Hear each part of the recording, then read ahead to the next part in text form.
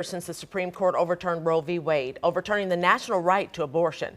But the battle over the hot button issue continues. And WGN Shannon Halligan is joining us now with more on both sides of the still heated debate. Well, since the Dobbs decision, 25 million women live in states where there are more restrictions on abortion access.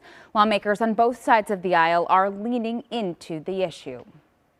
1 year ago Saturday, the Supreme Court overturned Roe v. Wade, the 5-decade-old right to abortion.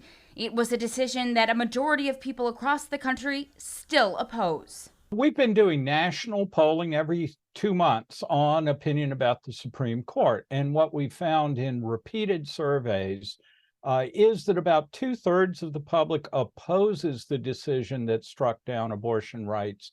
About 1/3 favor that decision, and those numbers have been pretty steady. Since the Dobbs decision, 25 states enacted bans or restricted abortion access. On the anniversary of the decision, Republican presidential candidates celebrated and called for more restrictions. Every Republican candidate for president should support a ban on abortion before 15 weeks as a minimum nationwide standard.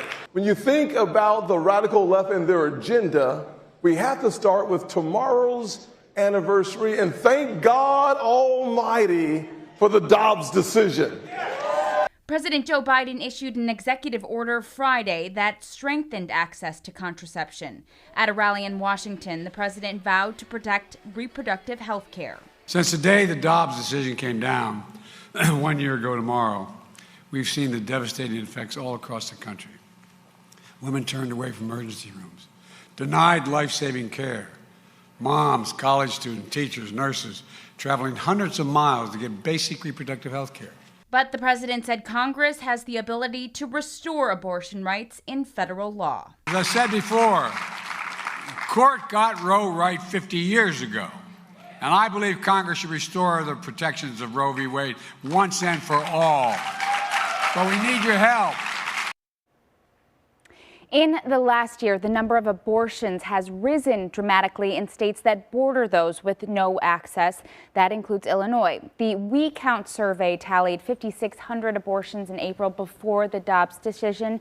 That number went up 40% in March of this year. Thank you, Shannon.